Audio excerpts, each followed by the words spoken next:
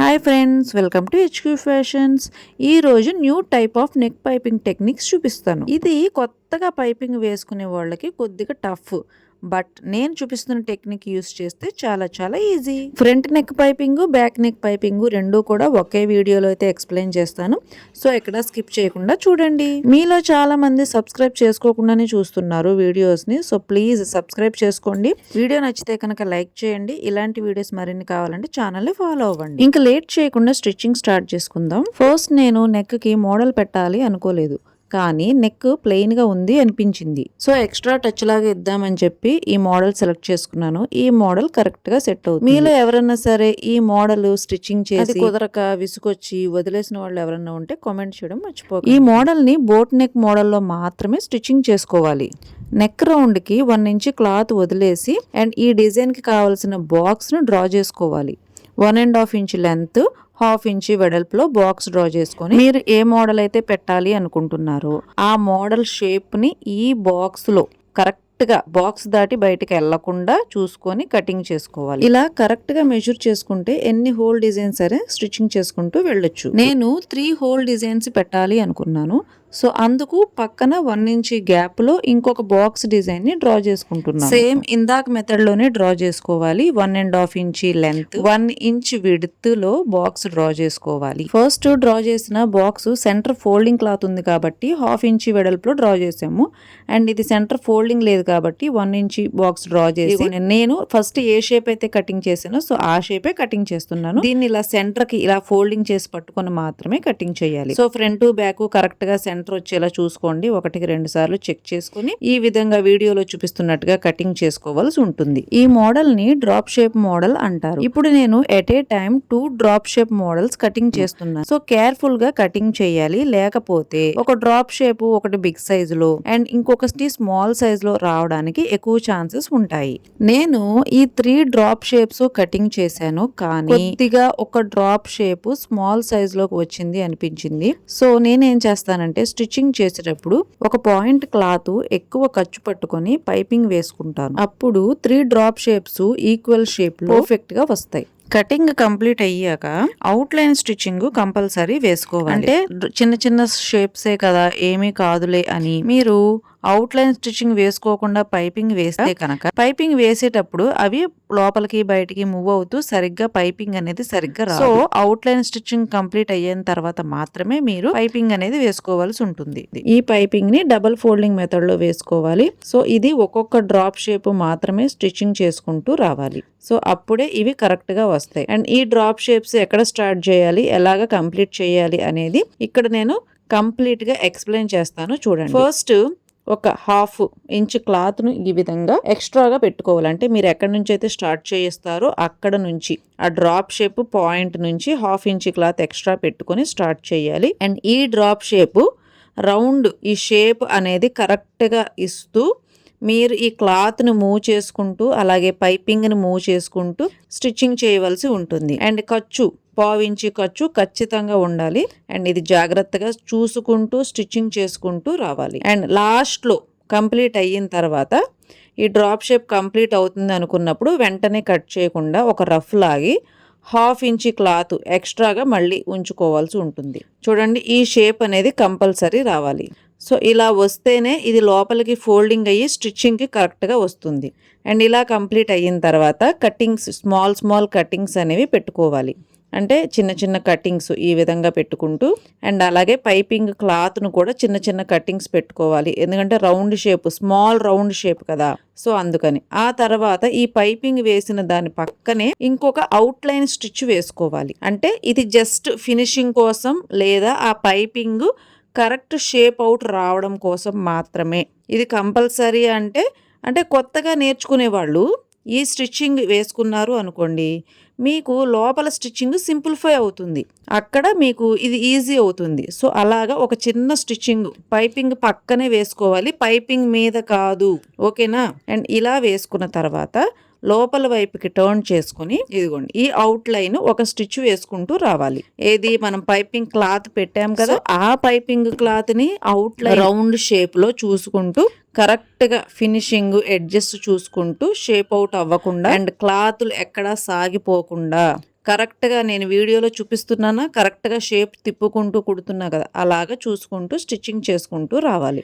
And ఇవి 2 చూసారా కరెక్ట్‌గా షేప్‌లో వచ్చాయా? మనం ఏదైతే షేప్ కటింగ్ చేసామో ఆ షేప్‌లో. సేమ్ థర్డ్ వన్ కూడా అలాగే 1/2 ఇంచ్ క్లాత్ ఎక్స్ట్రా పెట్టుకొని స్టార్ట్ చేయండి. అండ్ ఈ షేప్ అవుట్ అవ్వకుండా రౌండ్ షేప్, డ్రాప్ షేప్ కరెక్ట్‌గా వచ్చేలా చూసుకోండి. ఆ తర్వాత లాస్ట్‌లో 1/2 ఇంచ్ ఎక్స్ట్రా క్లాత్ ఉంచుకొని కటింగ్ చేయండి. అండ్ ఈ షేప్‌లో వచ్చింది అంటే కనుక పర్ఫెక్ట్‌గా వచ్చినట్టే. సో, చిన్న చిన్న కటింగ్స్ పెట్టుకోండి. Small cuttings. అండ్ ఆ తర్వాత ఈ మెయిన్ పార్ట్ క్లాత్ మొత్తాన్ని కూడా లోపల వైపుకి టర్న్ చేయండి. పైపింగ్ క్లాత్ మొత్తాన్ని కూడా. ఆ తర్వాత పైన ఒక స్టిచ్ వేయండి. అవుట్‌లైన్ స్టిచ్ అనుకోండి ఇది. అంటే పైపింగ్ పక్కనే పడాలి గుర్తుపెట్టుకోండి. పైపింగ్ మీద కాదు. అండ్ ఇలా కంప్లీట్ అయిన తర్వాత లోపల వైపు ఒక స్టిచ్ వేసేయండి. బయట వైపు ఎప్పుడైతే మీరు స్టిచ్చింగ్ వేస్తారో పైపింగ్ అక్కడ అణిగిపోతుంది. లోపల వైపు స్టిచ్చింగ్ ఈజీగా అవుతుంది. సో, ఈ విధంగా 3 డ్రాప్ షేపు కంప్లీట్ అయిన తర్వాత నెక్ అంటే ఇప్పుడు నెక్ స్టిచ్చింగ్ అనేది చేసుకోవాలి. ముందుగా నెక్ స్టిచ్చింగ్ చేసిన తర్వాత ఈ షేప్స్ అనేవి స్టిచ్చింగ్ చేయకూడదు. ఇదొకటి గుర్తుపెట్టుకోండి. నెక్ స్టిచ్చింగ్ చేయడానికంటే ముందు ఈ 3 డ్రాప్ షేప్స్ స్టిచ్చింగ్ చేసుకొని అండ్ ఆ తర్వాత మాత్రమే మీరు నెక్ స్టిచ్చింగ్ అనేది చేసుకోవాల్సి ఉంటుంది. అండ్ ఈ పైపింగ్ టెక్నిక్స్ స్పెషల్గా అయితే ఏమి ఉండవు ఇక్కడ నెక్ స్టిచ్చింగ్ చేసేటప్పుడు. నార్మల్గా ఏ విధంగా అయితే మీరు నెక్ పైపింగ్ ఎలా స్టిచ్చింగ్ చేస్తారో సో ఆ విధంగానే స్టిచ్చింగ్ చేసేసుకోవచ్చు. మీకు కావాలి అంటే డబుల్ ఫోల్డింగ్ క్లాత్ తీసుకోవచ్చు, లేదంటే సింగిల్ ఫోల్డింగ్ క్లాత్ మీరు ఏ విధంగా వేస్తారో ఆ విధంగా అయితే వేసుకోవచ్చు. కటింగ్స్ పెట్టుకోవడం అనేది ఇంపార్టెంట్.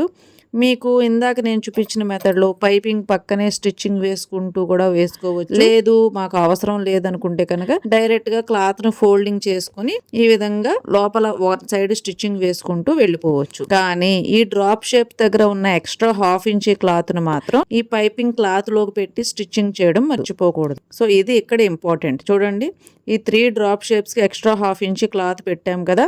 సో ఆ క్లాత్ని ఈ పైపింగ్ క్లాత్ కింద ఫోల్డింగ్ చేసి పెడితే కనుక సో పైపింగ్ కంప్లీట్ అవుతుంది, ఫినిషింగ్ పర్ఫెక్ట్గా వస్తుంది.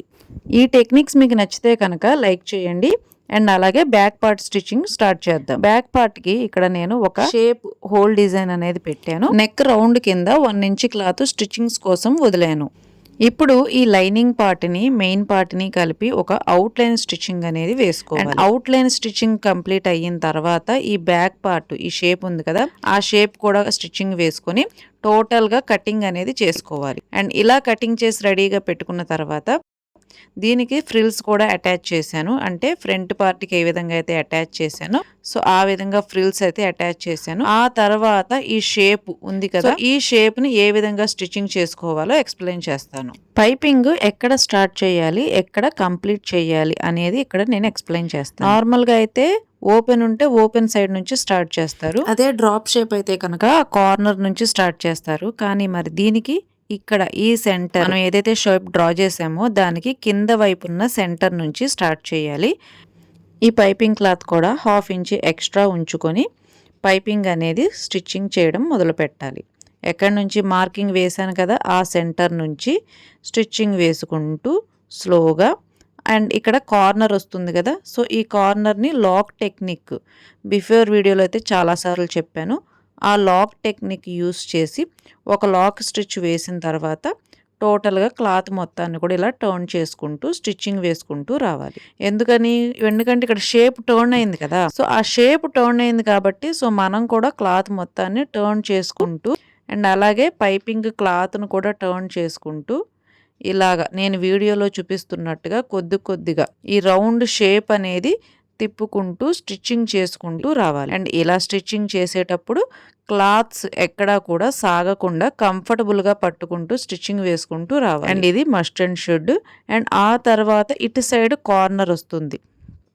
సో ఇక్కడ కూడా కంపల్సరీ పైపింగ్ లాక్ టెక్నిక్ అనేది యూస్ చేస్తూనే స్టిచ్చింగ్ చేయాలి.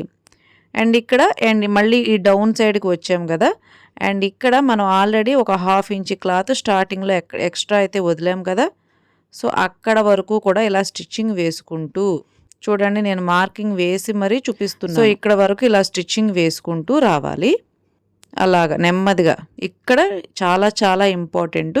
ఇక్కడ నుంచి పైపింగ్ మీద పైపింగ్కి ఎక్కించి రఫ్ లాగాలి.